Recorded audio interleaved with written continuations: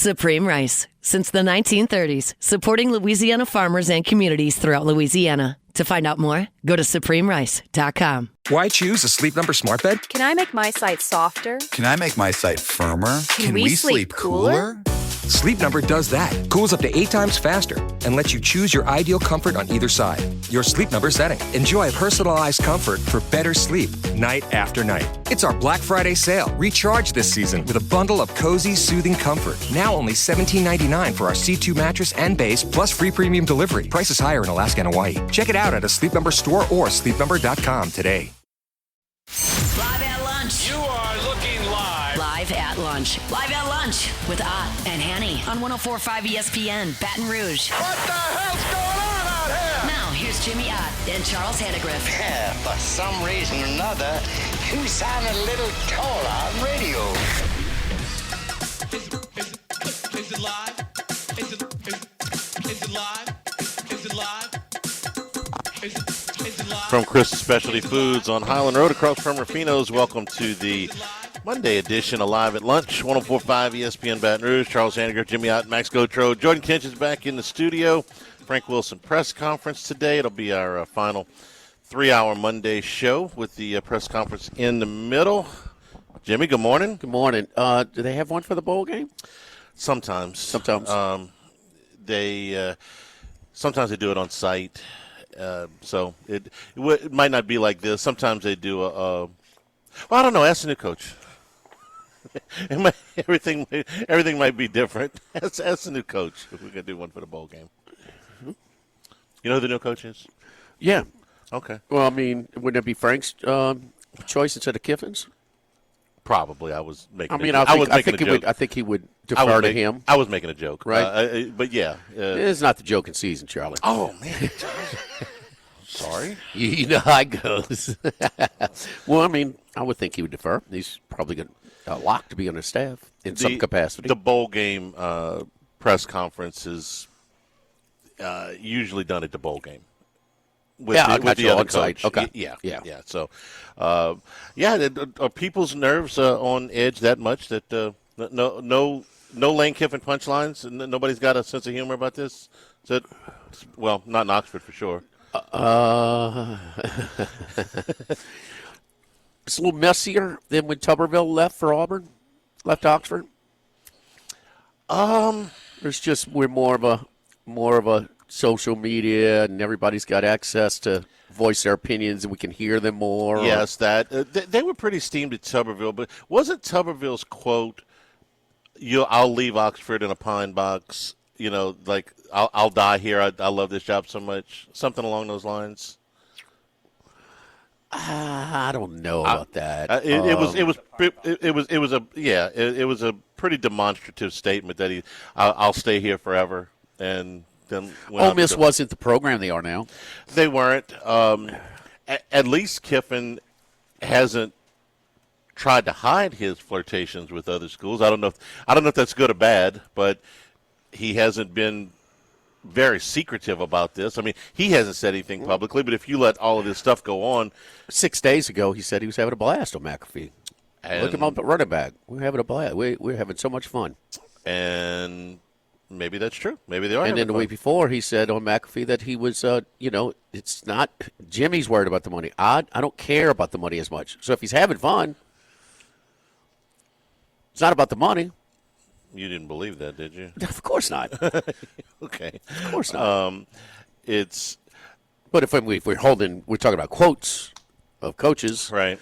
Well, you asked me how steamed the Ole Miss people were when Tuberville left, and they were pissed. Very. They'll have to carry me out of here in a pine box. That's it. That's what I remember. And what year was that? 1998. Oh, wow. Okay, even further back than I thought. And he left for Auburn in 2002, I think, something like that.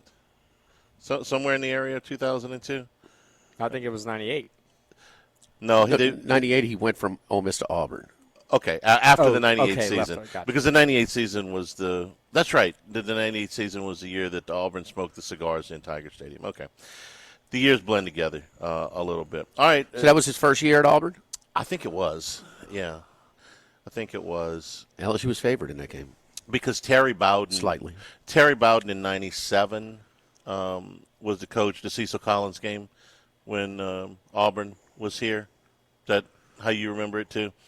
The Cecil Collins game where he played against Auburn. Auburn won the game. Collins had two whatever. Right. Terry Bowden was the coach that year. Yeah, Damian Craig was a quarterback because he led him on that 80-yard drive. And 98 was Bowden's last year at Auburn. LSU went over there and beat him. Ugly game. And in 99 was a cigar year. Oh, yeah, okay. What year was it, Denard? That was like 98, 97? What was the Cecil was Cecil 97, Collins? 97, okay. 97, okay. and 99 was the cigars. Denard, one of Denardo's better quotes. Which? They were watching the Jacksonville-Pittsburgh game on Monday Night Football. Remember, he used to do his press conferences on Tuesday. Yeah, that's funny. And they watched the Monday Night Football game, and Jerome Bettis had he had like 150 yards, and it was 3rd and 2 or 3rd and 3, and his wife goes, "You think they'll run here?"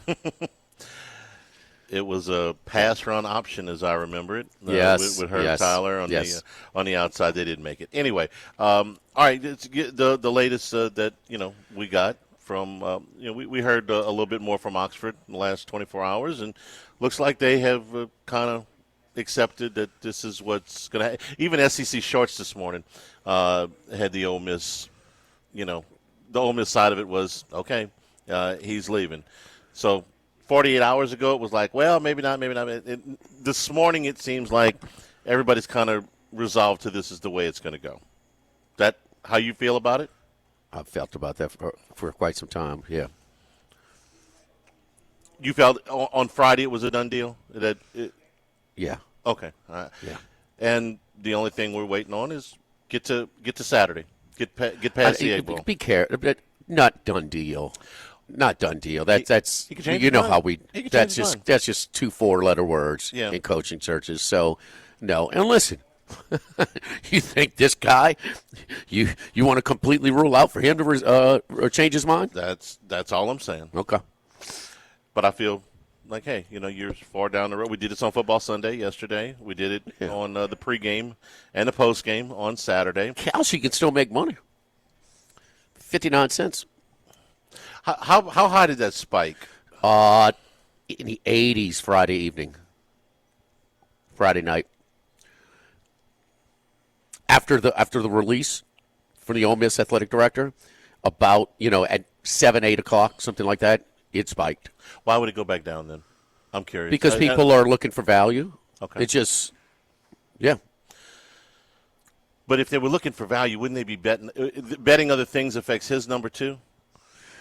Some of the people that betting on this aren't privy to your information. Okay. I'm just trying to get a feel for how this market works. Well, the reason it goes down, Charlie, is you can bet the no, which most of these futures on these offshore books. Right. So people think that it's worth a shot, the return on their dollar, to bet the no when it's like 80 cents. There was a time I bet no on on him to get the Florida job, because it had gotten too inflated at Florida. Yeah, Florida was way higher than LSU last week, I got when it was LSU was like 21% and he was like 50, 60, something like that at Florida, around the 50s. He was in the 60s, yeah. Yeah. Is your mic low or is your voice just shot? I'm working on clearing my throat. Okay. This was last Tuesday. Kiffin was 31 at LSU. Kiffin was 58 at Florida. Okay. We don't think any differently, though, than we did yesterday, which is that Kiffin will coach the Egg Bowl on Friday. If they don't terribly uncomfortable week. Tar and feather him first. Right. It'd be a terribly uncomfortable week up there. And then as soon as the Egg Bowl's over, not necessarily Friday afternoon, but after that he will be the next LSU coach. The statement from the after what time? It was in the afternoon on Friday when the Ole Miss athletic director released a statement. Yeah, we were done. And there was so much more of a message than those words. I mean, trying to determine tone through text will get you in trouble. That's why you ever sarcastic say a tone. Well, it's not going to read that way. Yeah. You don't know. Do you put a ha-ha, you put a joke, upside down emoji, whatever, to try and say, hey, this is a joke. I mean, but that he was trying to get his tone across. Like, we are aggravated with this son of a gun. We can't believe that he is leaving us, this team, in the middle of this accomplishment, this historic accomplishment. Right. Yeah, I mean, no, and that was how many times? I just can't believe that somebody's going to leave their team on their way to the playoff. I just can't believe it. That was not mine. I was like, somebody's going to move. You might have two this year. Tulane makes the playoff. You might have two. Well, people gave different. They set different sort of standards of a group of six coach making a jump as opposed to an SEC coach making a jump. Once runs, always runs. Carter's tone, this is what I read. Like I told Macero, Ole Miss is our Worcestershire. I fondly. You do well there, you come to LSU. That's how it works. Well, or you go to Auburn or you go somewhere else. That's the way it's been. We debated what's a better job. Well, Ole Miss, Kiffin has made the Ole Miss job a better job. He did enough to excite that booster, that fan base, to give more than they ever have. And that's why they're hurt. They kind of responded. They responded to his demands. John Summerall will tell you whether the Ole Miss job or the Auburn job is better in about a week and a half. 2 weeks. I think he's got – it wouldn't surprise me. Is that – I'm not telling you he's got is it Ole Miss shifted there?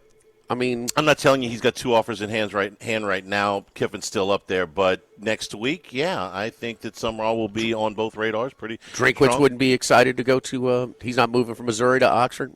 No. I'd be surprised there. I think he'd move from Missouri to Florida. I don't think he would move from Missouri to Oxford. Money's about this. Well, what he was making and why what wouldn't they Kiffin get was Fish? making. You think Drinkwitz would do better in Gainesville than Fish? Not necessarily. No, I don't. Not necessarily. You asking me about Drinkwitz, Ole Miss versus Florida? Well, to take the Florida job. It's close. It's close. It's not worth moving the moving van. They can't. Ole Miss can't give that much more.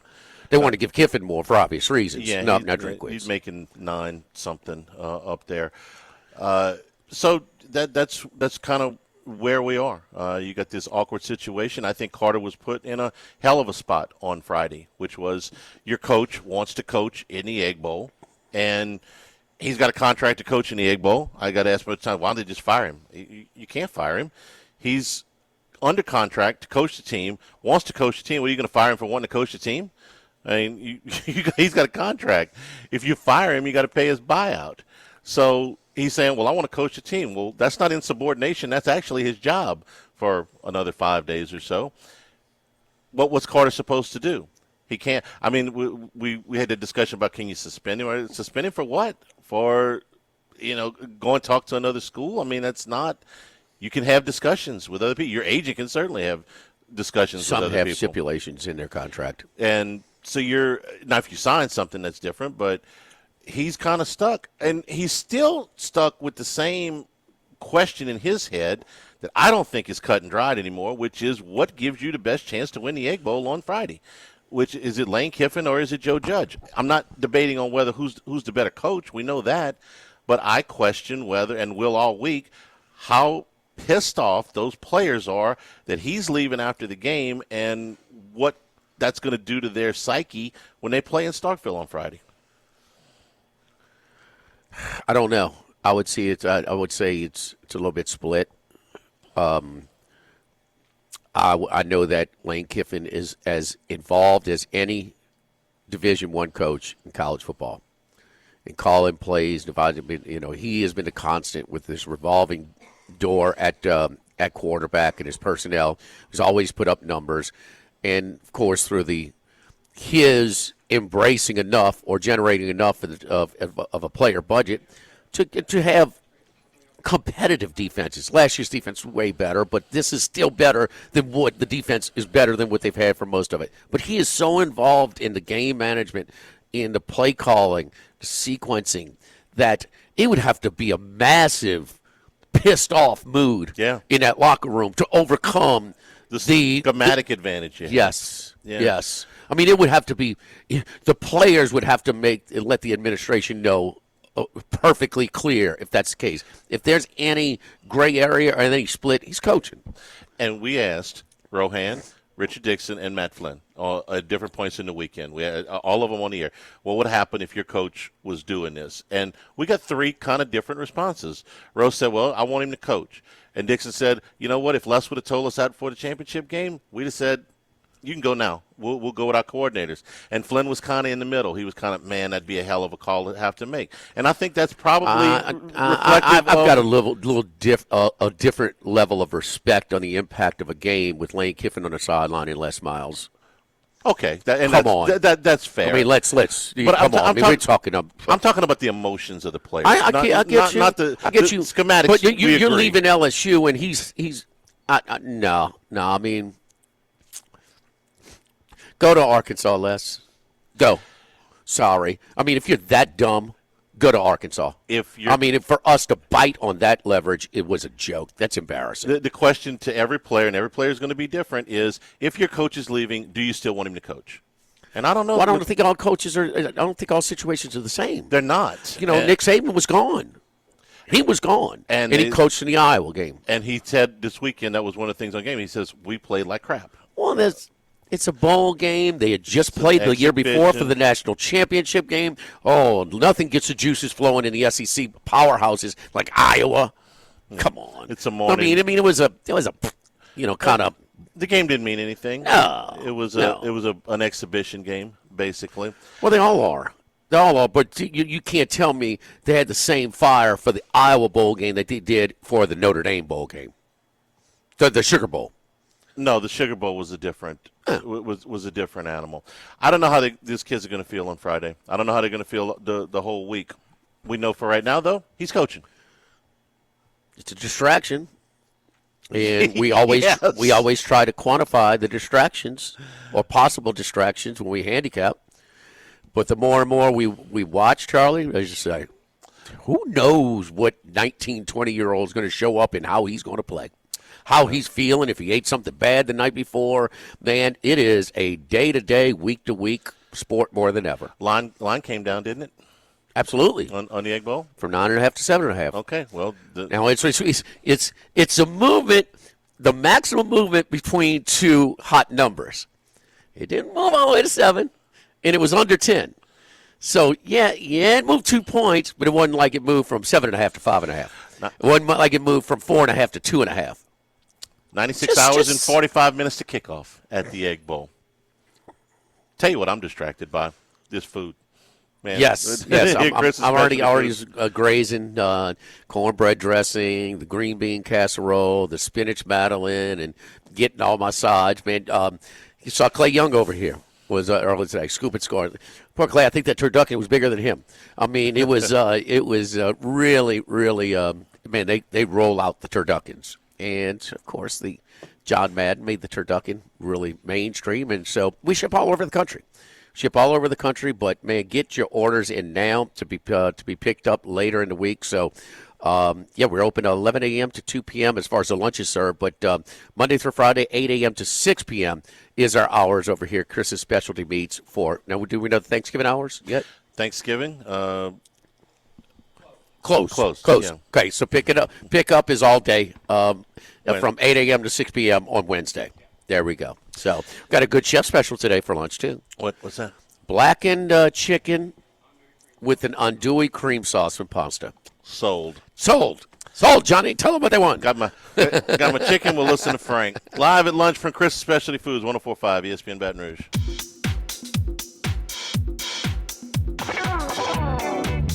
Live at lunch with Ott and Hanny. Live from Chris's Specialty Foods on Highland Road. Here at Chris's Specialty Foods, live at lunch, Frank Wilson press conference, about an hour and 40 minutes. Can I ask you a question? If you had a choice between LSU's red zone offense and the Saints' red zone offense, which one would you take? None. Yeah, are those my only options? Saints, LSU in the red zone in conference play, 15th. I was shocked to find out that they weren't 16th. Auburn's been 3 percentage points worse. 38%. We're talking about touchdowns. Per red zone? Yes, okay. 38% touchdown percentage in the red zone. That's 15th in the Southeastern Conference. For reference, Georgia's number 1 at 75%, or almost twice as many touchdowns. One of a few teams that can still run the ball, huh? The Saints, out of 32 teams, are, drum roll, please. 31. 32 at 35%. To give you some reference, Texas, the Texans are 31st in red zone efficiency, touchdowns. They are 44%, 9% better from 31 to 32. That's a giant jump. I mean, the difference. The number 1 team in the league, red zone-wise, is the Eagles, okay, at 44%. The best team in football right now is the Rams. They're number 5. They are a couple percentage points below that, to give you some kind of reference. These two red zones, we saw it on Saturday night for LSU. They kicked a 19-yard field goal, 18-yard field goal, whatever it was, because they can't get in on 3 shots from inside the 5. And the Saints yesterday were just as bad, or if not worse, with, 8 plays inside the 10-yard line. They were a mess. 2 missed field goals.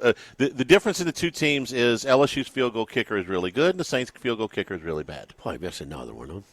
Yeah, in addition to being the worst touchdown scoring team in the NFL in the red zone, they have the worst kicker. Yeah, that's no longer. He's had more misses than anybody, huh? Yeah, that's no longer or an opinion. Is it more misses or worse percentage? He's got the worst percentage of any kicker still kicking. The two guys behind him have been cut. Yeah. He might get cut today. He probably should get cut today. Well, that's what I'm saying. Right? I mean, would you? If yes or no, he gets cut before the next game. I would. I yes, mean, absolutely. it's time. You can go find a kicker off the street that can make 75% of their kicks, and he's at 68. Yeah. No, they got some great kickers out of football. Yes, that's not a hard find. And he might snap back. I mean, we've seen these kickers. I mean, when they go mental, they just can't get out of it. They go sit, they come back, and man, you've seen a kicker go from out of work to all pro. Yes, you've seen it's closers, closers in baseball. You seen them, man? They get cut, come back. They're all stars. I mean, it's so mental, and when you go, and it's hard to snap out of it. So, putting, place kicking, and closing. Who was one of the best kickers in the league for a while was Younghoe Koo for the Falcons. Yeah. He was, and then all of a sudden.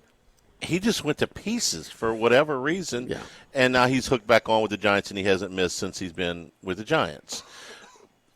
Call it a slump, call it whatever, but you're right. It happens to kickers.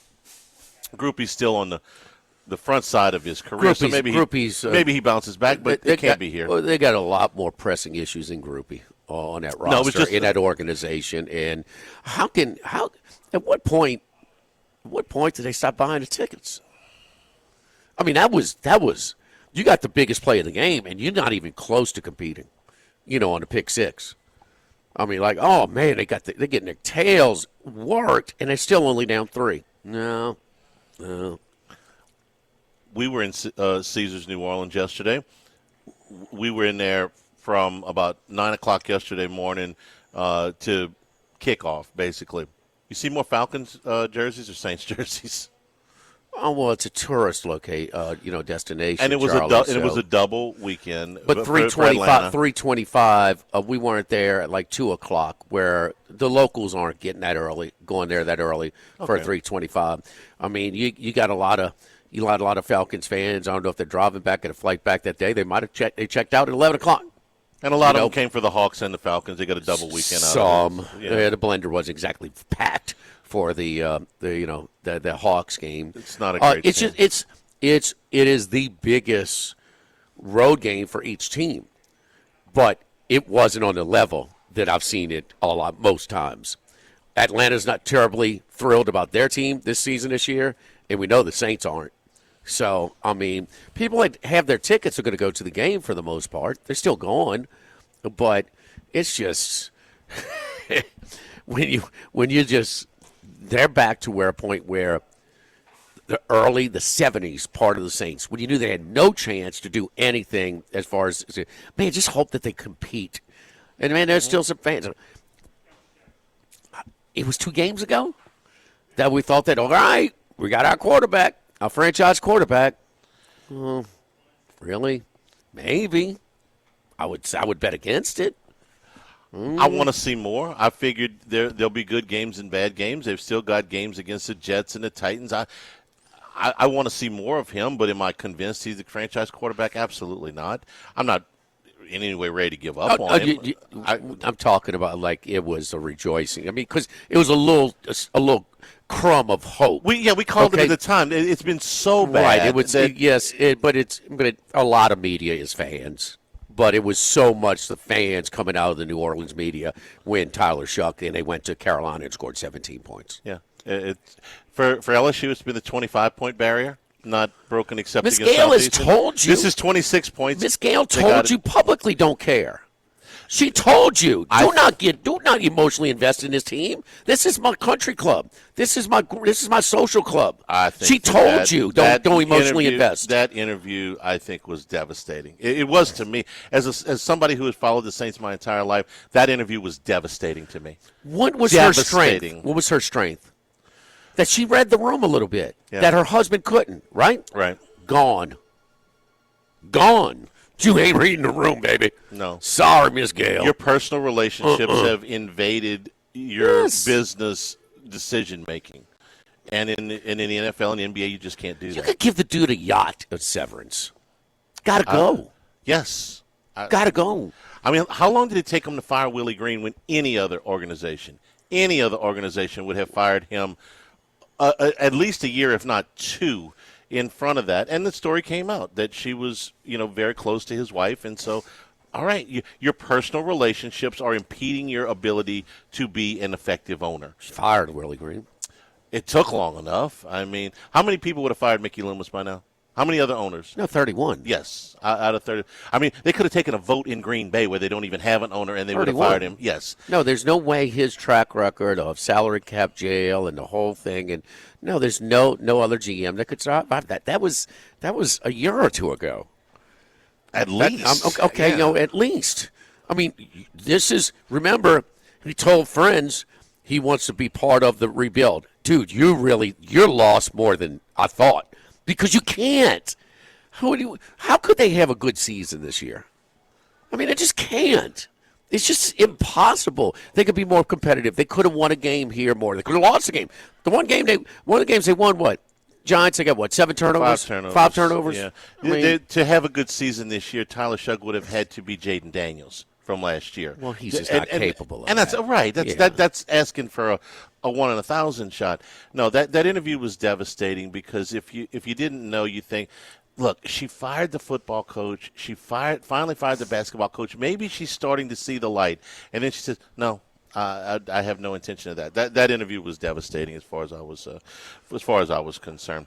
We're at Chris's Specialty Foods on Highland Road across from Ruffino's. Yeah, get your orders in now to be picked up on Wednesday. We're open 8 a.m. to 6 p.m. We're open every day, Monday through Friday, 8 a.m. to 6 p.m. But on Wednesday, closed on Thanksgiving Day. So come on by and pick up your stuff.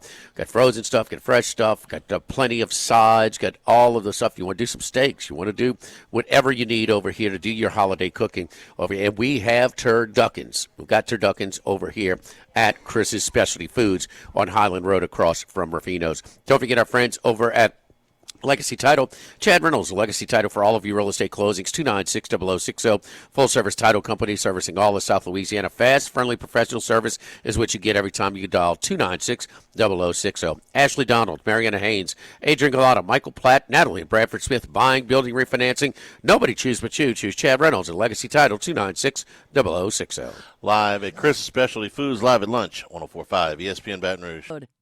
Jimmy, Charlie, and Troy. 3 best buddies sitting around talking sports bets. Let's welcome in Troy Macker from Bet Rivers. Troy, how you doing, buddy? No, I'm doing good. Thanks for having me on. Hey, let's go in reverse order. But on the in the NFL yesterday, any significant winners, big losers for the public? Yeah, I mean, people back in the Rams were the big winner. Sunday Night Football, I think, leading into it at least, was a pretty tantalizing matchup. I know the Bucs have been struggling, but Rams to cover was the most wagered on play. Rams over was the second most, and Buccaneers to cover was the third most.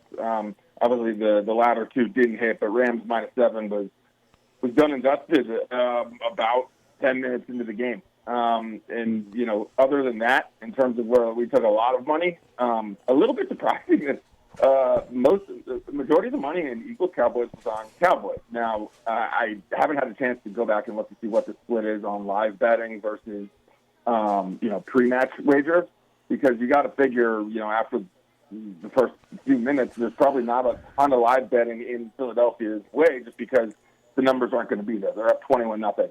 But we certainly had people backing the Cowboys live money line, at upwards of, we took a $500 bet on the Cowboys at like 18-1, which is certainly not my cup of tea, but what a result for that better. So, the real winner was Rams -7, and then honestly, it was a bad day for people who were backing the heavy favorites on the spread. If you look at the five strongest spread plays by money, all losers. And now two of them may have gone differently depending on where you got it. Chiefs, -3.5. It was at 3. It was at 4. It was at 2.5 against the Colts. And the Cardinals Jaguars, again, I have it at 2.5, but I saw it anywhere from 2 to 4. So obviously it all depends on where you got it. And the Lions and the Seahawks, who were the two biggest, spreads, neither one of them came close to covering. Oh, the Seahawks should have caught. It was 13. Was it 13 they scored to cut it to 6? I mean, they were covering for a while. Well, at the end they came nowhere close to covering. They were a 13.5 point 13.5. Yeah, they ended up winning the game by 6. I saw some 12.5s too. Okay, and the Lions were a full 14, and the Giants probably should have won. No. That one, and then. An alternate line parlay on Lions, Seahawks, and Ravens to cover. But instead of Lions 10.5, Seahawks 13, and Ravens 13.5, I took Ravens 6, Lions 6, and Seahawks 5.5. And so basically cut those numbers in half, and it won. You living, right? Oh, you had the answers to the test before you filled out the sheet. I mean. And it came out of plus money. I bought a lot of points, came out of plus money, but the change in the overtime rule, where now both teams get an opportunity unless the defense scores on the first offensive possession. When Jahmyr Gibbs had that ripped off that huge run, I think that was in overtime. I was like, yes, they're going to cover 6.5. And I was like, wait a minute, the game's over. They don't get to kick the extra point. They kick the extra point to get you to 7 and the cover on that. So I thought some of the lines were a bit inflated this week. Just given that, even the Giants are a very testy team. Like, they're not good, but they're the best 2-win team in the NFL by a good margin. Yeah, it's funny, some people, they try to do PowerPoint, trying to figure out who is, a real, the top teams, the biggest threats, give me a pick or whatever. A lot of people still think the Lions are out the playoffs right now, if we started today. They are just out of the wild card slot, so it'd be very, very interesting. Well, you got two teams now. Dallas has always been public, but they just haven't been great all the time. But now that they are, looks like they're getting some support. And like you said, I mean, Kansas City from everything from our contributors on Football Sunday or during the week on the show to our Bet Rivers thing that me, Brandon Stokely, Mike Francesa, Adam DeBoer, all had Kansas City minus the 3.5. I mean, in a desperate spot when the Colts with a cushion to play with, and it came down. Now, they could have scored a touchdown at the end of regulation and covered the spread by half a point, but they didn't, and they win it by 3 and come under the hook. But you got two public teams facing off now on Thanksgiving Day. Yeah, it's going to be interesting. It's going to be very interesting. The Chiefs game was a game I couldn't bet on because the Chiefs are really just a tough team because they have the winning pedigree and the numbers don't match up. They could be playing very poorly. if the playoffs started last week, they wouldn't be in it, and they're still one of the 5 shortest teams to win the Super Bowl. It's just one of those, they're not good, but they're winners, and winners know how to win. And the Colts are a good team this year, but they're not winners, so we don't trust them as much, even though they've been playing very good. They're the team, every year there's a team like this. I guess it's them and the Bears this year, but it was the Commanders last year, and there's the Texans the year before. There's always a team that shoots out far faster than anyone thinks. And they're playing now, the team of the decade, so to speak. I just couldn't bet on this because I think the Colts are a better team this year, but I can't bet against the Chiefs to not pull it out at the end, whether it's the referees or whether it's just Mahomes being Mahomes. I was surprised at how much conviction there was in people backing the Chiefs at 3.5, a short number, given the fact that I can't trust them, but also the Colts are untrustworthy. It was a no play for me. It was a sit back and watch and enjoy.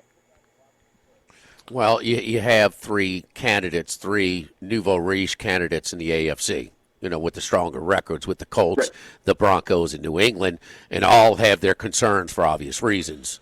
I mean, so the luck meter has been pretty good. The schedule with New England, there's a lot of things that, as opposed to the more established who are there every year, who are going to be having to play some serious road games, whether it's Kansas City, Buffalo.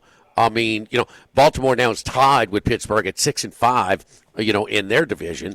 I mean, so the regular participants aren't having the seasons that the newbies are, but still, it's a different game.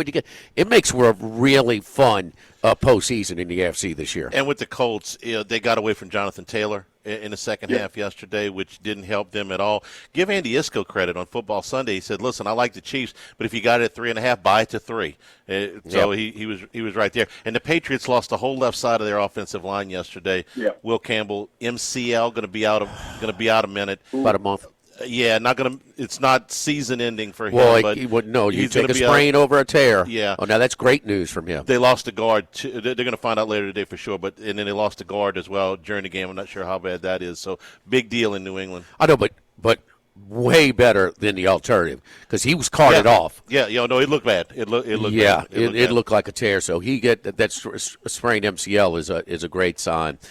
Troy, you working on Friday? I'm sorry, we're doing stuff with the family, I'm sure, but we're looking forward to this weekend. We're keeping an eye on the Ole Miss line because it's going from 9.5 to 7.5 because of a lot of the distractions, but still in that kind of funny area. Not as low as a touchdown and not as much as double digits. But another one that, man, I've monitored this, and the most public team in college football this year, do they realize that Nick Saban is gone? But it's Alabama. And they're only, 4.5-point favorites at Auburn? Charlie, if you're putting a line out at 4.5 and you know that this team is public the whole time, what do you really think about this matchup? That Alabama's not that good? Well, they're in trouble. They're in for a fight, I guess you'd say. You've been waiting for a month to bet this game. I know. Since the Halloween candy went away, you've been waiting to bet this game. I think, and look what they did. They kept their quarterback out of the rent-a-win this week so they wouldn't lose a year of eligibility on him. So maybe he should have been playing in front of the more high-priced. NFL has filtered down to college football with this new NIL era because they hadn't invested in Jackson Arnold. Yep. We're going to give him more than enough time to try and prove himself when you got a better quarterback probably on the bench. And that's the way it's proven to this point. Troy, you like anything tonight or for this Thanksgiving? Well, tonight, obviously there's Monday Night Football, but and I've kind of pushed on this on the show, but it's college basketball season, and there's a litany of awesome games. Feast Week starts tonight. I mean, their game's starting, at 1. Ranked teams are playing at 1. One of the games I'm very intrigued in is San Diego State, Michigan. A lot of people think Michigan's a little bit fraudulent. They're ranked 7, 4-0. Right now, they're only 4.5-point favorites. San Diego State is actually not as good as they have been. They lost to Troy, a very good Troy team, I may say, doing my namesake well. But I do like Michigan. I really like the transfers they have in. I think that number's a little bit too low. And, I mean, the game everyone should be watching. There's a litany of games, but Gonzaga at Alabama is the game of the night, in my opinion. Alabama's the most fun team in the country to watch. They just jack three-pointers, and they're playing a ton of defense this year. That's what really got them over the hump against Illinois. So that is a game that I haven't looked at the total, but that's probably going to be an over unless they put it in the 180s like they did in the Illinois game. But that is going to be so much fun. So, I'll have Monday Night Football on the second screen, but I'm watching college hoops tonight. UNLV, Maryland, Gonzaga, Alabama, and some others at that MGM Grand money tournament in Las Vegas. So, yeah, they got some good ones. Look, Michigan, you look like a struggle, based against the spread against Wake Forest. Wake Forest was they're the biggest heartbreak so far. They had two really nice wins away from home that they just couldn't finish, man, and lost in both of those. So I'm trying to think. 178 the total in Gonzaga, Alabama tonight. Alabama's good. It's always going to be high. They are going to play fast. I mean, you're gonna play, their style of play. So that's what you get. How many did they score in the game against BYU in the tournament, the Sweet 16? Oof. Like 100 or something. I mean, Troy was right, though. It went under in the Alabama-Illinois game. They scored 176 with a total of 181.5. There you go. Follow Troy on Twitter at Troy Macker. That's MACHIR. Thank you, Troy. Thanks, guys. Have a good one. All right, Rutgers in Tennessee start in about an hour. And so that's on TNT. I think is that at the MGM Grand too. Yeah, I think TNT and True TV have the Vegas. Well, games. TNT has all the games. Yeah, a quadruple header from the MGM Garden. So all on TNT with Kansas and Notre Dame at 2:30, Rutgers, Tennessee at noon, and then they play the night session with Alabama, Gonzaga to be followed by UNLV and Maryland. So you got that. You got the Maui Classic later this week. They're playing in the Bahamas. Maui Matt's over there. A lot of good stuff for college basketball right now. Live at Chris's Specialty Foods here. Get ready for Thanksgiving. Get your feast right here at Chris's Specialty Foods. Live at lunch, 104.5 ESPN Baton Rouge.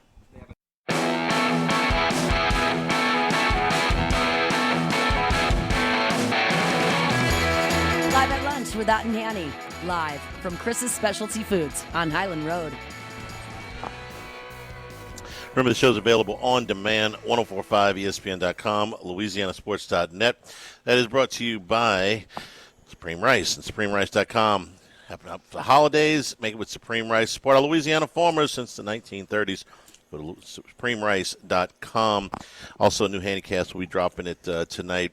I'm going to go through that film. Yikes. Okay, Saints are bringing in former Ravens kicker Justin Tucker for a tryout. He's been out of the league since last year. Personal conduct policy. He had was a problem in a massage parlor, I believe, and he's been out. He had dipped. At one point, he was the best kicker in the league. For a long time, he was the best kicker in the league. 5-time first-team All-Pro, 7 Pro Bowls. At one point, he was the all-time leader in kicking accuracy. But his last season in Baltimore, he was 73.3%. 36 years old and was out of football. But they're also bringing in Cade York. He's going to get another shot, former LSU kicker. Maybe this will be the time that he sticks. Got off to a good start in Cleveland, then faded out, lost his job there. He's had a couple other stints. So they are looking for a kicker. Blake Grupe has not been cut yet, but they are bringing in guys to compete for that. 69% of his field goals. Worst in the league for anybody with enough attempts. Can we bring back the blackout restrictions so we can see a real game on TV? You watch all the games anyway. It frees up another TV though. Okay. Yeah, well, you force it. I'll put in your request with the league office. Hour number 2 is coming up next. Again, the Frank Wilson press conference is a part of that. Chris's Specialty Foods on Highland Road, across from Rufino's, live at lunch, 104.5 ESPN Baton Rouge.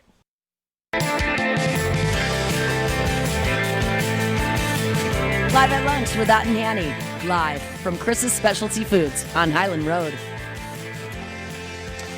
Here at Chris's Specialty Foods, getting ready for Thanksgiving. They will be closed that day, but come by and pick up all of your Thanksgiving fixings here today.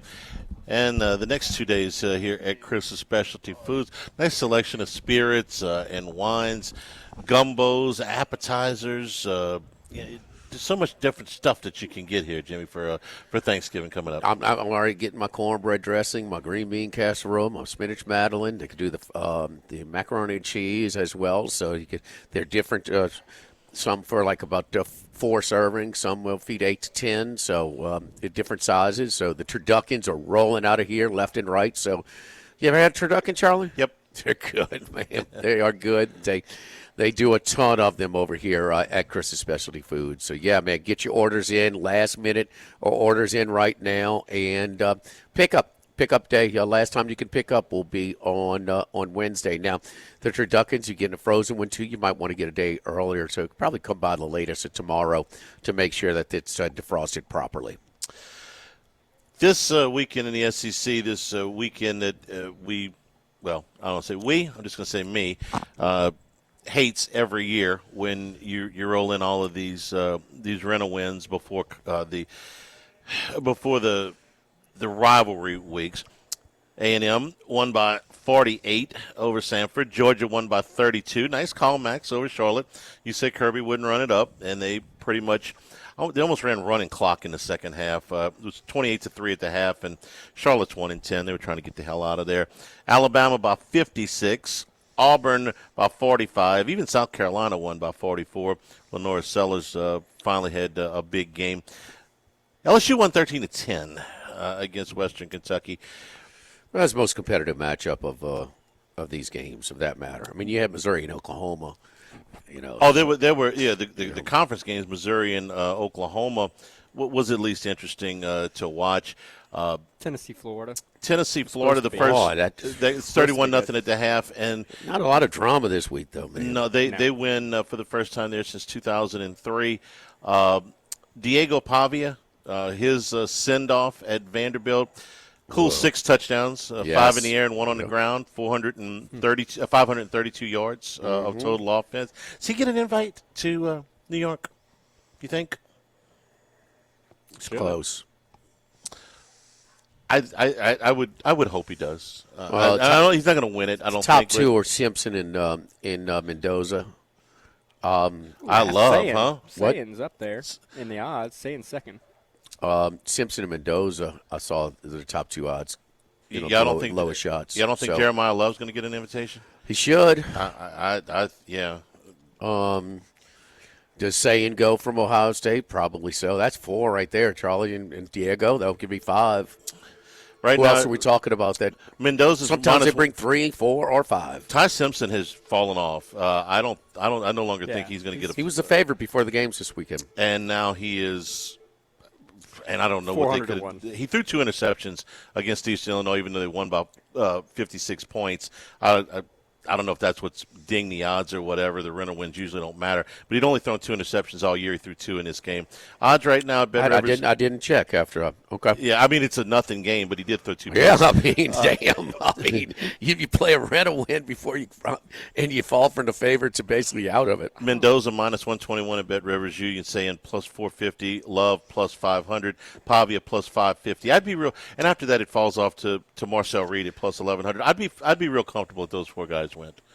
Wow, Simpson's not even in the top 10. No, he went to plus 40, plus 40,000. You might have your weeks mixed up. When they lost last week, he was not the favorite anymore. Thursday, Friday. After they lost to Oklahoma. He was not the favorite after that. That's when he's dropped off. So it's been a couple weeks now. But I thought for sure last week. I was a little surprised that he was still. Oh, no. I know what else I looked at.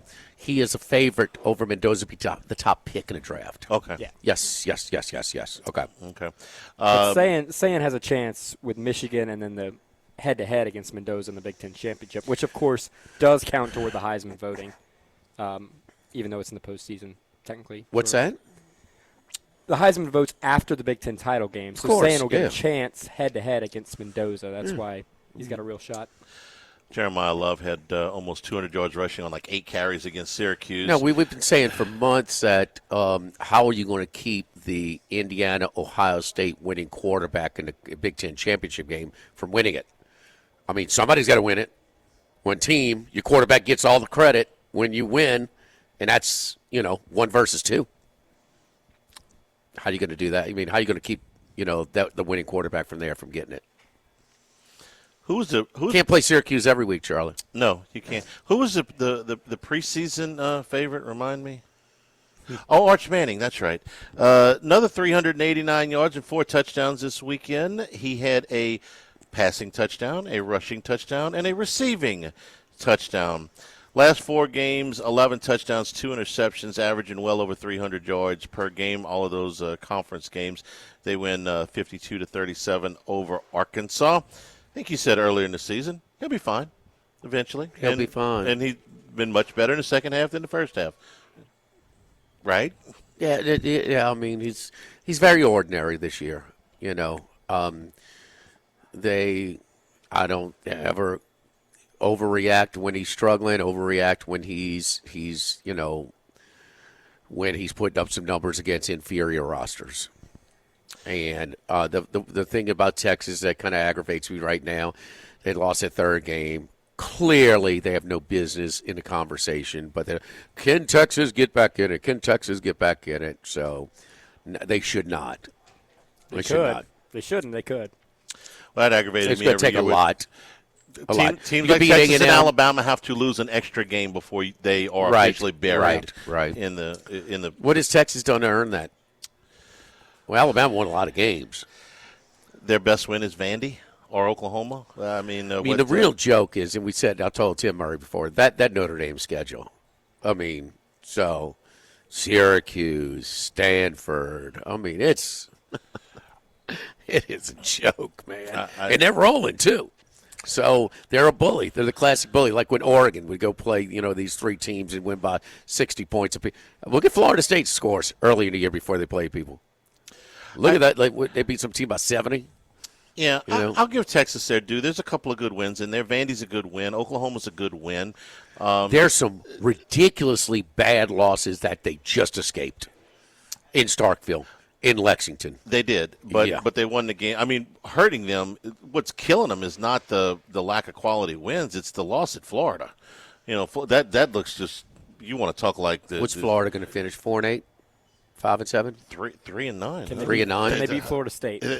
Yeah, right. If they beat Florida State, I mean they're and they are going in for a 2-possession lead in the middle of the fourth quarter against Georgia.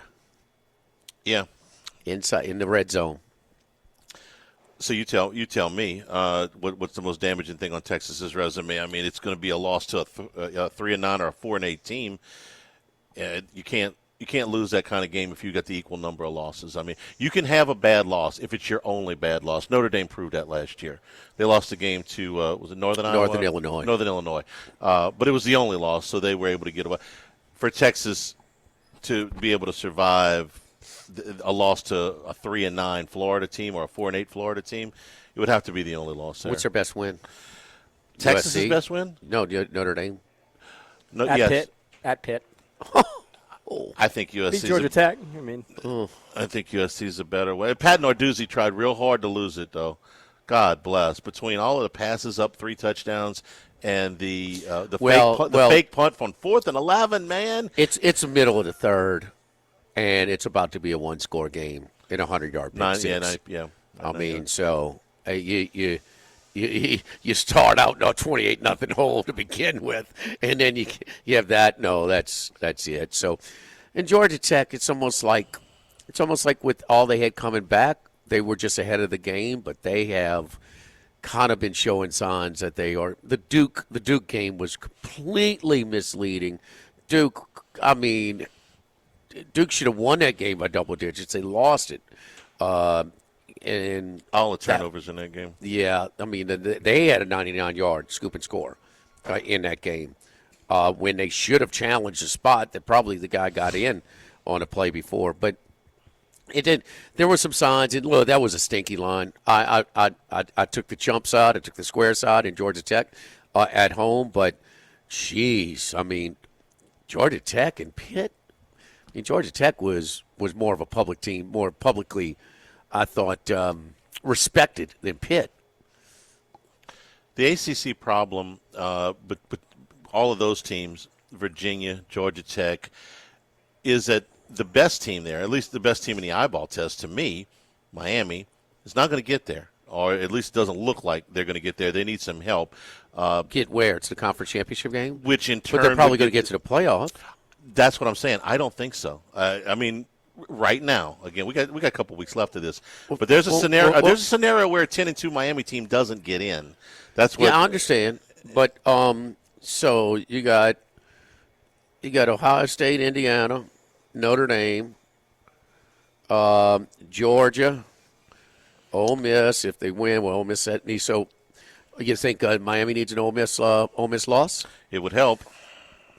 I don't know if they absolutely need it, but it would certainly help. Are you going to get? You're going to get two teams in from the Big 12. Well, Alabama and Ole Miss have games they could lose.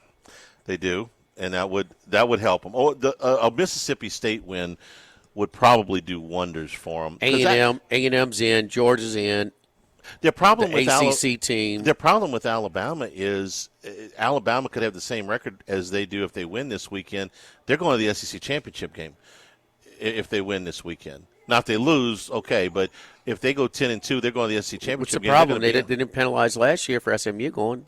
No, I'm saying that's not a problem for Alabama. It's a problem for Miami. That's another spot that's soaked up. So if Alabama wins, it doesn't.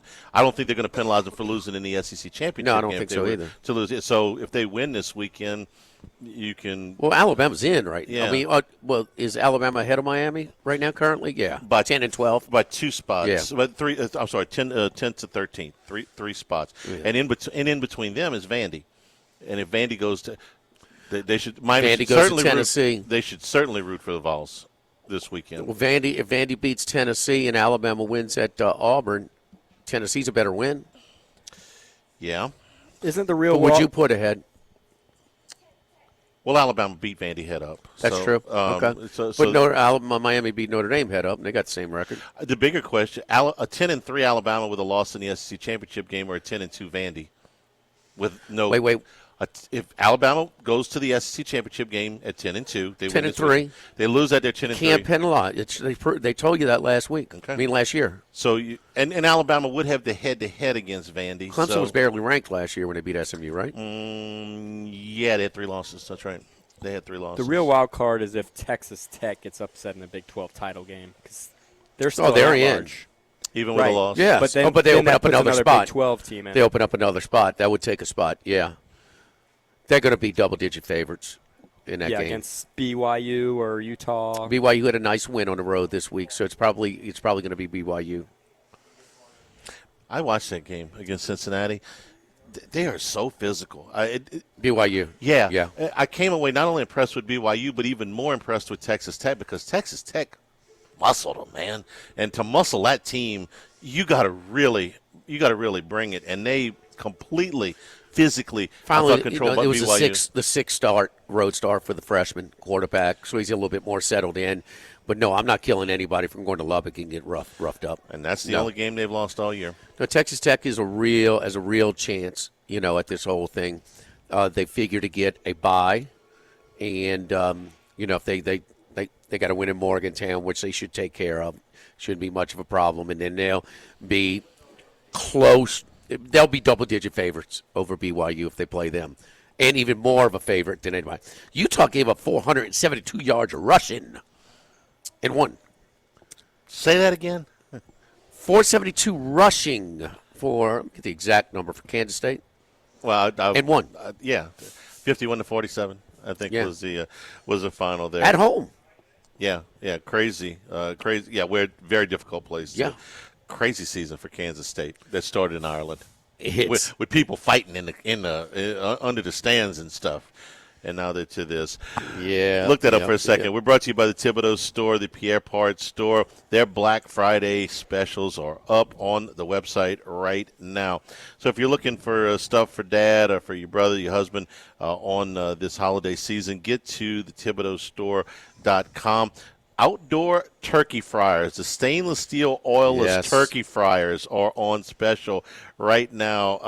$149.99. That's on the website. Gas griddles, tons of power tools. If you're looking for power tools, Delivery's available on some of these items, but same-day pickup available on pretty much everything in the store.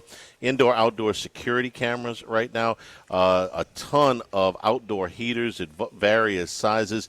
You can get a ton of different things on the website right now, thethibodeaustore.com, because they feature not only the Thibodeau store, but the Pierre Part store, and also in LaRose and Lockport. Lockport on Highway 308.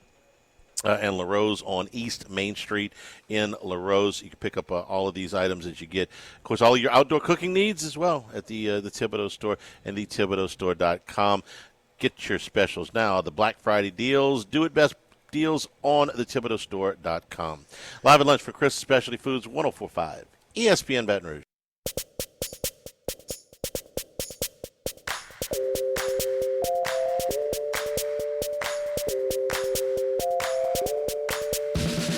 Live at lunch with Ott and Yanni. Live from Chris's Specialty Foods on Highland Road. And we're also brought to you by Louisiana Health and Injury Centers, helping you deal with pain. Dr. Michael Goff and his staff. Man, look, when you're hurting, you'll do anything to just keep that pain away, get you to moving around better, get you a good night's sleep. Let them help you out between getting you into a program with the exercises and stretches that will help you loosen up a little bit, that get you an adjustment, or if you do need a dry needle, electric nerve stimulation, cryo, or ultrasound therapy, they can help you out. Locations at Airline Highway, Plank Road, Jefferson Highway, near Drusilla. Dr. Michael Goff, Louisiana Health and Injury Centers. You're going to hear in the national media an awful lot this week that LSU fired a coach with a $100 million contract and a $53 million buyout to hire another coach that is going to have a contract that is going to be similar in value, if not in years. And they're going to talk a lot about buyouts and things like that. And LSU is going to take probably a little bit of a public relations. Well, it's Lane Kiffin. Judging from what we saw on game day on Saturday, Jimmy, don't you think that Lane Kiffin's going to be painted to be the ultimate bad guy in this, and LSU is the willing accomplice? That's going to be the national narrative, I would think. All right, a little bit. Yeah. I mean, it doesn't – it's all – I'm going somewhere with this.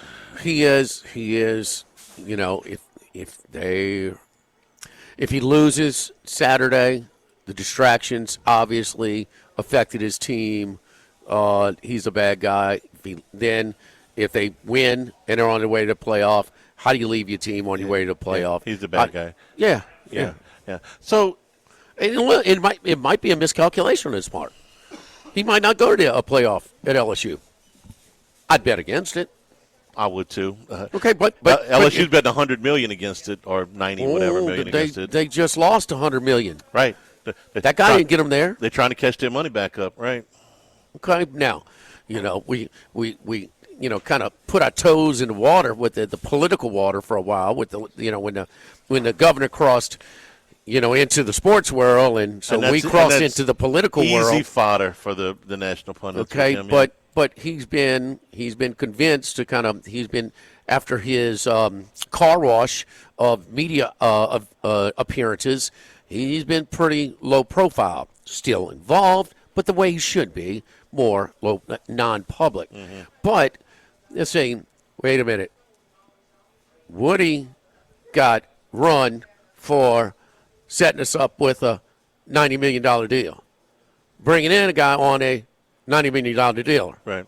You're not trying to save any money here. I think the differences between the governor and the athletic director were pretty obvious. That it went way past the contract. If you want a coach that is coveted by others, you have to pay.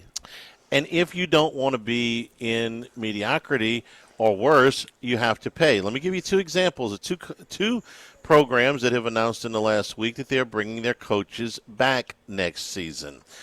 One this weekend was Florida State. Mike Norvell coming back. Mike Norvell's record in conference play is 22-26 over 6 years. He's had one great season, one really good season, and 4 losing seasons. Not the kind of losing seasons where it's 7-5 and you had 3 rental wins. We call that a losing season around here. No, 2-10. 3-6 was the COVID year. I'll cut him some slack on that. But 5-7, and this year 5-6 with whatever they do against Florida. But he's coming back, Jimmy. because he's got a $58 million buyout roughly at Florida State, and they're not gonna swallow that. So they're bringing back a coach. Imagine bringing back a coach here. They fired Ogeron after greatest season in the history of college football, followed by 2 500 seasons. Okay, they're 500 in the COVID season, so it was bad, but it wasn't as bad as what Norvell is 7-16 and 3-13 in conference play in the last 2 years. That gets you fired here. Get you fired at Alabama. Get you fired at Georgia. Get you fired. But at Florida State now, they're keeping that because they have to. They gave him all the money when he won the year before, and so I mean, you don't think he's going to nosedive like that, but it's more possible. It's more frequent with the new year to year. There's no programs. There's teams, and the Florida State program for a 3-year stretch would never have this roller coaster ride. Florida State teams now, and probably the very first indication was that in East Lansing, when Mel Tucker, they went to a BCS Bowl, won 10 games, really great season. Kenny Walker was brought in among others. A lot of transfer portal guys. The next year they were like 4-8, and so you can have these. They're changing all over, and probably because it's usually costing a little bit more to get a guy to move, a player to move from team to team, as opposed to just maintaining a player on a team. And you wish there'd be some sort of, look, that's where the prices go in. But year to year, you don't know. We just didn't see that before, Charlie. There were dips, but not undefeated, 13-0 to 2-10. 2-10. No. And we think of Florida State in a Power 4 league. For so long under the Bowden regime, they were a top 5 team every year. Finished like top 3 for like 13 straight years. And Jimbo won a national championship within the last 15 years. So this is a significant program. They can't swallow that. I mean, maybe they could. They just choose not to. But I can't believe that they would want to keep him. They just got there. We were talking to our boy from Florida last week, Brian Edwards, and how he felt like it was one of the Florida ADs who allowed them to fall behind in the facilities arms race. Yeah, he singled out Jeremy Foley. Yeah, Jeff Foley. Yeah, and so, but they just opened up there about like 3 years ago. Well, Florida State's got the newest on the block. How long behind are they? Where they just got their football ops center. It's shiny. It's new. It's the brand one. They're very proud of it. It's the newest car. The newest car off the lot. But this is when Tommy Bowden went to Clemson from Tulane and said that no, we build us a whole new football. Everybody's getting one, and that's how long ago. That's how far behind they are. And now they're ACC, and they can't eat that kind of thing, man. They can't eat it. The other one is Wisconsin, who said Luke Fickell will be back. His buyout, $25 million. Okay, they didn't want to deal with that because his record in 3 years at Wisconsin is 17-20 overall, and 10-16 in conference play. Now, think about when LSU played Wisconsin in Houston, and they played them in Green Bay. This is 10 years ago and 8 years ago. LSU lost to them in Green Bay and probably should have lost to them in Houston. This was a Wisconsin program that was every bit on par with what LSU was doing at the time, okay? They now, less than 10 years later, $25 million buyout? No. LSU would have swept this out before Halloween, this record, 3 years in. But at Wisconsin, again, another significant program. Beat 2 ranked teams in the last 3 games, Charlie. Okay. Luke Fickell. Yeah. Wisconsin. Mm-hmm. Hire him. 10-16. Does he have a better winning record against ranked opponents than Eli Drinkwitz? He's got more wins. I don't know if he's got a better he's got a couple more wins. I'm just to play a lot more games. I had Illinois. I'm sitting there watching a game. They beat Illinois 27-10. What has happened to that? that was Bielema, a guy with all. It was an under the radar game because it's kind of like for the general public. Not for who me. cared. It well, was I know you had whipping. money. That was one of the more surprising results. You had a lot of what drama did you have this weekend? So you had limited Not games much. because you get the SEC, cupcakes before they play their rivalry game. Okay, you got to play some somewhere, and so they do it for their bye. It's a glorified bye. Yeah. I mean, it is what it is. But so those games are going to be competitive. But if you cared about Kansas State and Utah, that was a Tennessee crazy and Florida game. was terrible. No, it's 31-0 at the half. Terrible. I mean, it just there weren't a lot of compelling games. I watched a lot of BYU and Cincinnati, and it was a slobber knocker. Duke, North Carolina might have been one of the best games. And I didn't see any of that. All I know is Chapel Bill ain't going to a bowl game. I didn't watch the. They're not going to eat his deal, huh? Oh, I don't think he wants to leave. I think they want him to leave. Yeah, but right. But they don't want. They want. I think there's some people that want Norvell to leave, but they're not going to. I think there's some people that want Fickle to leave. Yeah, more than want him to stay, but the financials are right. no good. Right. Well, he's. Why didn't you include him? He's right there. I probably should have, maybe just because it's 1 year and there's the whole girlfriend experience there going on, which is not helping him at all. They've been a little bit better in the second half than the first half, but certainly not what they were hoping for when they hired him. Jonathan Smith at Michigan Kelly have State. a girlfriend? I don't know. Does Kiffin have a girlfriend? I don't know. No, I think he's getting back together with his ex-wife, didn't we? I don't know. I do know. Wait, you tasking me to get in the mind of that guy as far as his relationships? I've said this a million times. I don't want to get into coaches' personal lives, players' personal lives. Ain't none of my business. Well, you brought up Chapel Bill's girlfriend. Well, when you put yourself into the conversation, you insert yourself into the dialogue, then you kind of have to, right? I mean, it's hard to ignore her if you're over in Chapel Hill. I'm glad. I just find we that don't some have that things to deal that with. were prioritized in the previous hire are just kind of not concerned about in this hire. When in fact, your hire last time gave you more of a headache with this area. Either they didn't know or they didn't care. No. There's different groups making the decisions at different times. And yes, what the previous group, it's slow. I think Lane Kiffin gives LSU the best chance at success. Of people that they can hire, yes. Yeah. I mean, Saban was not attainable. What the hell is going on right. right now? I don't know. Read a thingy. A thingy? Read a thingy. Let me tell you about my thingy. It's called you get hit by a car. Dana Brown, 343-1111. You need help with some contract work. Dana Brown. No problem. Saw my buddy David Connican over there, the Honorable David Connican over there recently. Saw Chris Perrette, Susan Brown, the great team of attorneys over there. Miss Patty's been a mainstay through all of the time over at downtown Dana Brown.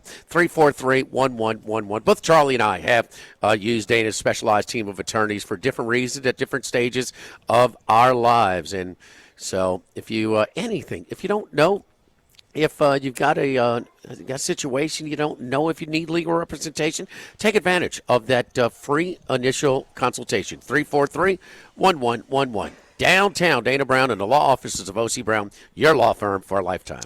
Live at Chris' Specialty Foods, live at lunch, 104.5 ESPN Baton Rouge.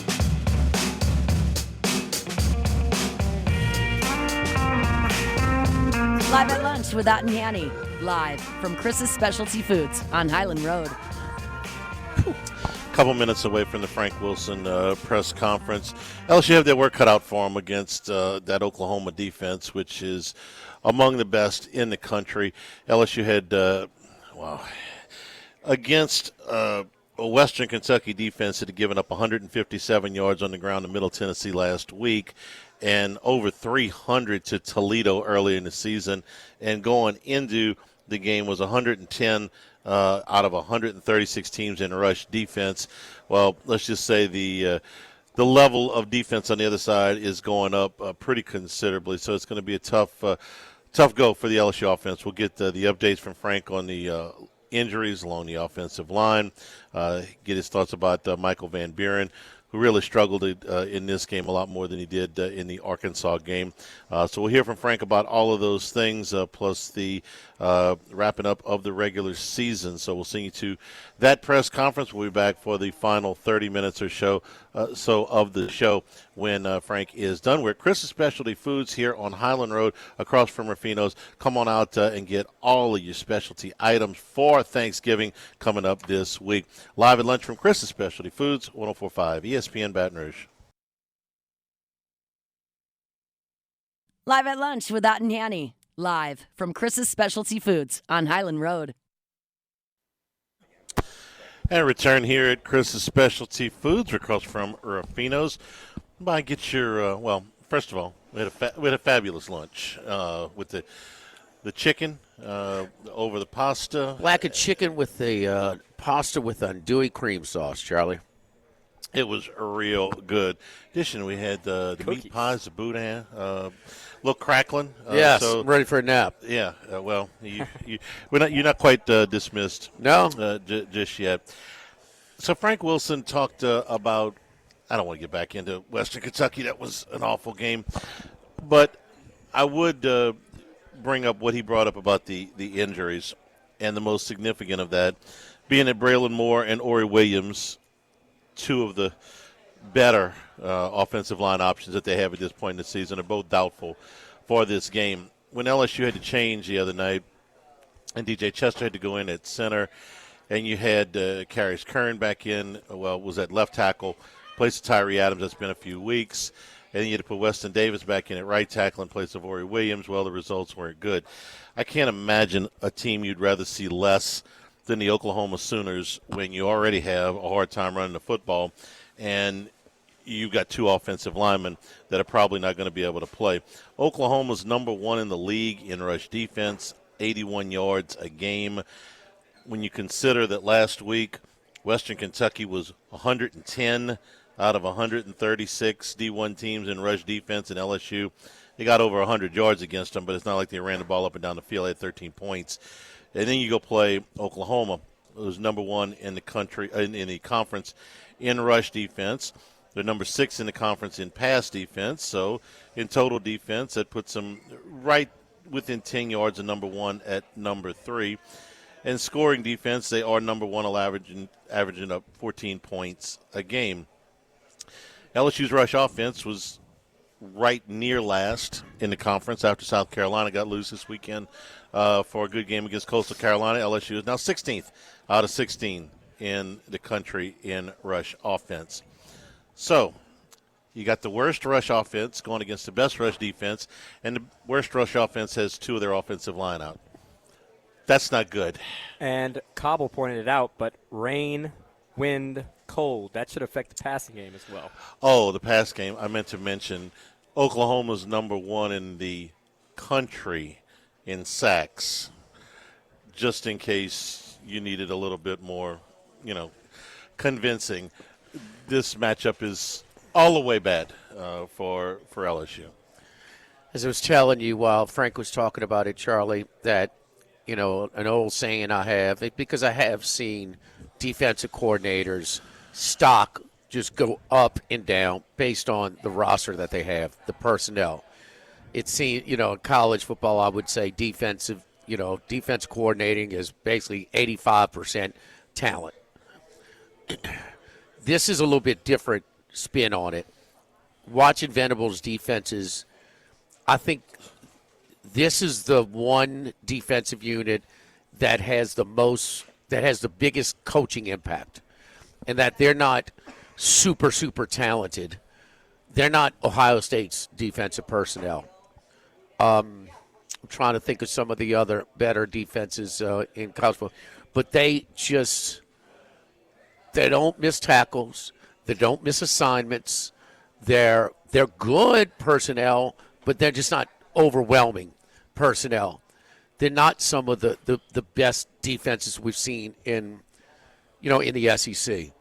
But damn it, they They're just always in position. They never miss tackles. The two opening drives by Missouri in this game, when Missouri went down there just 3 yards here. But Missouri was Missouri actually getting the better of them up front with their offensive line. But damn it, that little 3 or 4 yard gain, a lot of times you get 8 or 10 against somebody else. But that's all they were getting. It was just hard yards every time. And they're just well coached on defense. Better than average personnel, but they don't blow you away, with their how big, strong, and fast that they are. And Frank, as like 2 seconds after I said it, he kind of echoed the same thing. Yeah. Jimmy, yards per play defense in terms of Power 4 teams, only Ohio State, Texas Tech, and Oregon are better. See, I don't think they have Texas Tech personnel on defense. That's one. I would put Ohio State, Texas Tech, and Oklahoma, but just the coach now, I think Texas Tech, and I've talked about them, they block and tackle better than most teams today, where they just don't, just like they're not being coached. That's Ohio State is just suffocating on defense. I mean, they are really, really super, and I think I think probably they have the best personnel. But I don't think that Oklahoma has Texas Tech's personnel. I don't see those big run stuffers up there. But, man, they just seem to be in the right place a lot of time. Oklahoma is not any juggernaut offensively. They have a hard time running the football. They count on the quarterback to do some of that heavy lifting. They got 2 running backs who both average about 40 yards a game, and Mateer's about 36, 37. And he ran the ball 18 times against Missouri. I thought he took a real physical beating on Saturday, and he's a tough kid, so he kept hammering away. I don't expect Oklahoma to go up and down the field on LSU's defense. Their offensive numbers are very pedestrian, and LSU's defense is pretty good. This feels like one of those games, Jimmy, where the score doesn't necessarily get away from you. I don't expect Oklahoma to win this game 41-6, but it feels like one of those games where Oklahoma gets out to a 10-0 lead, and it feels like it's a 3-touchdown lead or better, that this game ends up something in the area of 27-6 or 28-9 or something like that. But it feels like, man, you were just never going to get anything going offensively against them, and eventually your defense will wear down. I think LSU can hang around in this game for a while, but if they're able to physically stand up to Oklahoma's defense in the second half, I'll be surprised. And then at some point, you think the LSU defense starts to wear down.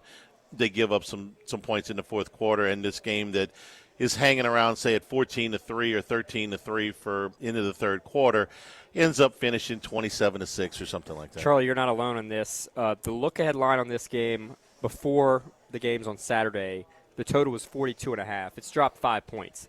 Both teams played low-scoring games. The weather is probably a little bit of a factor, but 37.5 is the total. I was watching the game at Caesars on Saturday, and I in-gamed. I'm like, man, it just looked damp. It looked like a slow track, and I in-game undered it, and it just the Missouri-Oklahoma game, and it just I couldn't believe that Missouri was going toe-to-toe with them, and it was down 14-3. It's just, now they had the big play. The first 15 snaps, Oklahoma netted like 20 yards. Then they busted an 87-yarder. They had 2 long ones against Ole Miss, too. 2 really long touchdown plays. So they've got that big play in them. But there's really not a whole lot of consistency or flow to their offense as well. And one of the things that really picked up is Mateer's rushing attempts. So he's rushing it a lot more. The last 4 games, 18, 10, 16, and 13 rushing attempts from Mateer. And the game against Alabama was a low because they didn't have the ball that much against Alabama. They had a very low number of snaps. But his yards per attempt, Charlie, have been 5.8, 6, 5.5. I mean, that's a low number for a guy that we thought, man, this guy might be making a difference. So that's a defensive coach. That's it. This is a Nick Saban type of early approach at LSU. Shorten the game. We're going to continue to run the ball a little bit, but we are going to just It is yards are hard, and of course he changed over when he thought the game was changing too much for him, and he couldn't win the game 17-13 as much as he did. But it's got to. They don't want to take a chance and give you the short field to cash in. Right. They feel really strong about the inability of their opponents driving 75 yards for a score. And the thing that would concern me if I were an Oklahoma fan and assuming that they win this game and get into the playoffs is what kind of shape physically is my quarterback going to be in? Because I saw him, he is just taking such. I know they got to do that to run the ball at times, and that's what they're doing, and that they're doing what it takes to win. But is my quarterback going to be able to hold up against this physical onslaught all the way in? Way better shape than he was against Texas. And that's kind of what I'm alluding to is earlier in the season, this cost you availability with him. And, of course, if you don't win, it doesn't matter. He rests the whole offseason, I guess. But that would concern me if I were an Oklahoma backer is Mateer going to be able to hold up? You see what they're doing? This is not scrambles. These are designed runs. That's kind of where I'm going. Well, I mean, they're not stopping now. The stakes have only gone up. Yeah, they're one win away from making it to the playoff. So gut it out. No, he's been gutting it out the whole time. He's going to run the ball. When it's done, he will have 15 rushing attempts on Saturday. Yeah, that's probably. I don't have a prop bet. We don't even need one. That's a lot for a guy because that's what he's been doing. Yeah, that's how they win winning games. Their rushing yards per attempt. Max, look that up. That probably isn't. I wish I could tell you, running back rushing attempts, yards per attempt. It can't be great. Because that's why both teams have had their issues with running the ball, with just handing the ball off to the running back, And LSU with the horizontal attack and the extended handoffs, which have become too predictable, and teams are starting to kind of run to that and anticipate it. But no, Oklahoma they're going to run that quarterback. They ran him when he shouldn't have been playing against Texas, much less running the ball that much. So, speaking of Texas, wasn't that the big deal when these two teams came in the league about how much better of a draw Texas got schedule-wise for these first 2 years? Yeah, but Oklahoma, all they did was kick their butts in modern history over the years. Yeah. Yeah. How many Big 12 titles between them? Stoops won 10. And how many did Riley Texas won win? 4. Okay, that's 14, and what they won at that same time, about 2? Brown won 2. And Sark won 1. They'd already agreed, but he beat Oklahoma State, remember? Yeah. 2 years ago. Yeah, the last one. No, they were running up and down on them. So how did the schedules end up shaking out for Oklahoma, who played Auburn when they were still ranked, but when they played Texas, South Carolina, and now LSU, who were all ranked in the preseason, they end up not being ranked. But the rest of those teams sure were. Ole Miss. They went to Tennessee, Alabama, and then came home from Missouri. That was 3 ranked teams in a row, and they won them all.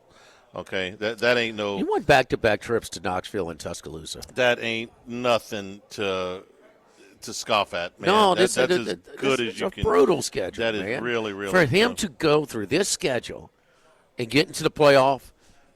Give him a 10-year deal. Jimmy, to your Tell point. him what you want, Johnny. To your point on yards per rush, Oklahoma 101st in the country, 3.8 yards per carry. LSU's 111th at 3.7. Yeah, both teams in triple digits, Charlie. That's 136 participating teams there. That's horrendous when you throw in a couple of teams where you're just so superior to when these Renner wins. They brought in Jaden Ott, your boy from Cal last year. He's their running back. So, I mean, you look at their rushers. Mateer can run the ball, but where's he don't been? have the blocking. He hadn't run the ball, obviously. Yeah, I don't watch Oklahoma games, and I know I saw that OTT on the back of that Cal jersey a lot more frequently than I do in his Boomer Sooner. Well, he got hurt in the Red River game, and that's what he wasn't even playing early in the season. I got the he's a impression good back. I've seen him enough. Yeah, I got the impression he was he's never hurt. really healthy. He's hurt. But you know what? Them people at Texas going to tell you though, Jimmy. What? That this year, y'all cried about our schedule. We played 5 top 10 teams, and Oklahoma only played 2. And that's true when they played them. Texas, when they play Texas A&M, it will be their 5th top 10 opponent this year. Ohio State was 1. Oklahoma was in the top 10 when they played them at Red River. Quarterback. Georgia. Yes. A&M this weekend. Yes. And Vandy. We probably didn't have Vandy written down as a top 10 team going to Austin. Kind of gave them a little bit of a layup at that point. They were not a layup in any. Don't try and underscore Texas. No, they're going to always put it in their direction. But so Texas wasn't ranked when they played them in Red River. I know. So that you see how you can skew this stuff in LSU. Before the season, you say, well, what's going to be a tougher game? LSU at Oklahoma or Vandy at Texas? According to the rankings, Vandy at Texas, way more of a tussle. So not always as it seems. Over 8.5 wins doesn't look good on LSU. No. Do you get the bowl game? No. Oh, well, then it's pretty much dead. Pretty much. Pretty much. You want a win total teaser? Yeah. It's an alternate line. Yeah. We're brought to you by Total Maintenance, AC and Heating, Generators, Electricity, Plumbing, your one-stop sales and service shop for all of these things.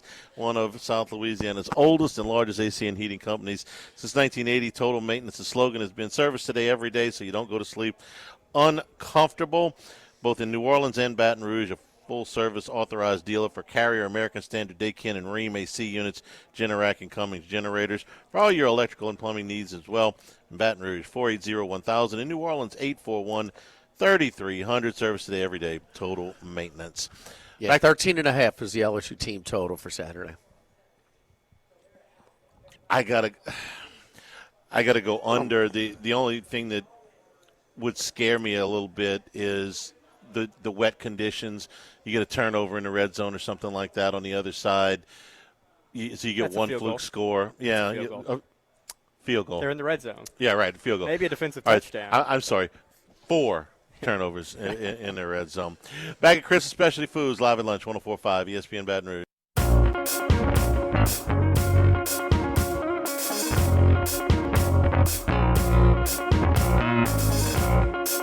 Live at lunch with Ott and Hanny. Live from Chris's Specialty Foods on Highland Road. All right, Jimmy, we got Panthers-Niners tonight, Monday Night Football, or one of the, we got a nice, as Troy Macker was telling us, a nice slate of college basketball in the afternoon and all the way to deep tonight with Alabama playing a game against Gonzaga at 8:30. Great games, man. TNT quadruple header today. I got some other games sprinkled into it, but it's just a little taste of what we're going to have all week long. I mean, the Maui Classic, and then we'd see these little spin-offs from the Maui Classic, and we go down to the Bahamas. We see those games, playing those little the Greenbrier, playing my man. Got my man with the big bulldog sitting with the big chair. Right. And the baseline. So now Vegas is in it, and now some of these neutral site tournaments are offering money. So it's a little way to generate a little extra player budget and go play. And it's not the physical sport that football is, where the wear and tear in your roster, you're going to pay for playing these type of this tough of a schedule. LSU plays on Friday against Drake. They play? DJ Thomas, 16 assists, no turnovers in his last 2 games. They're bullies. They beat up the poor. That they did. We'll see. They get into the teeth of their schedule here in about a week and a half, 2 weeks. Hey, Zion, teeth of what schedule? Their schedule. What teeth we talking about? They'll get Drake. Georgia Tech and Drake? SMU. No, he just said Drake. No, Georgia Tech. Is your teeth Drake? No, Georgia Tech and SMU. Georgia Tech or DePaul. Or depending DePaul. Who wins. Okay.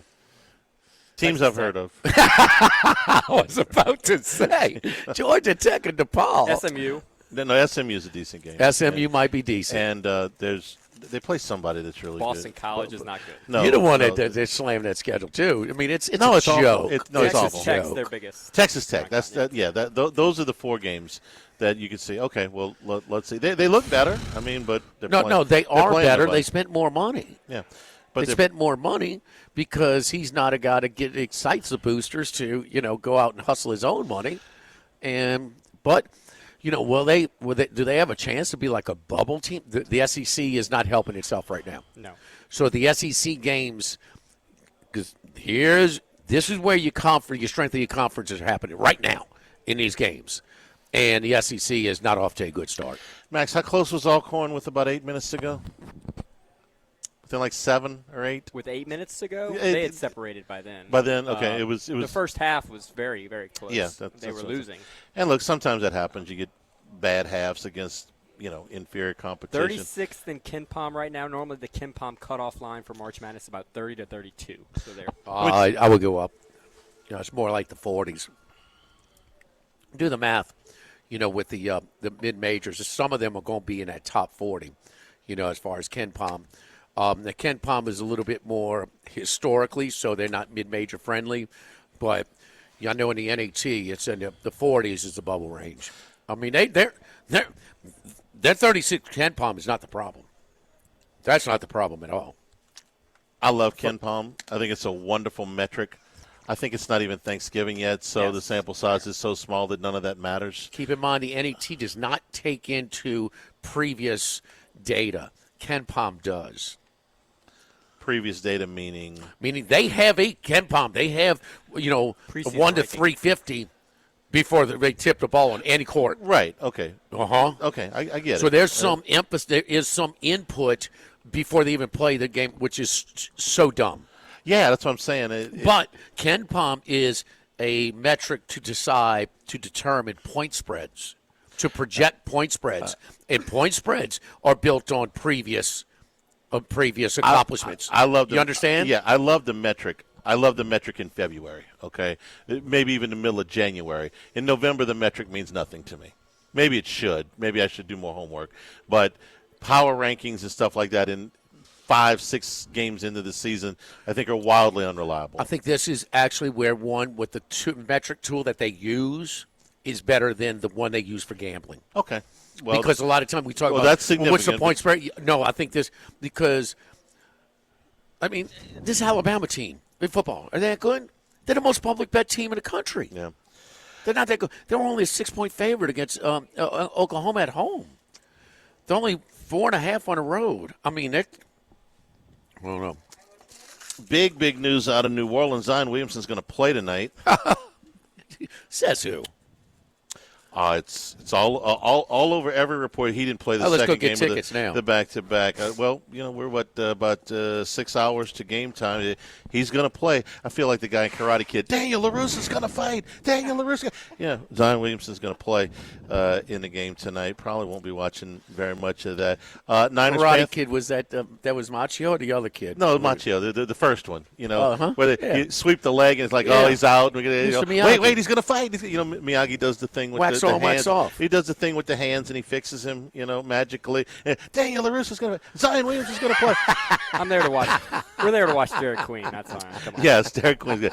Niners, Panthers, real quick. Who you got? Oh, Niners. Yeah, okay. That's one of my picks Thanks yesterday. to the folks here at Chris's Lay the Specialty chalk again Food. in the prime Come on game. over here for all of your Thanksgiving specialty items here at Chris's Specialty Foods on Highland Road. Tomorrow we're at Doe's. For Jordan and all of us here, I'm Charles Hanniger saying thank you and good afternoon. Stay tuned for Hunt Palmer on 104.5 ESPN Baton Rouge.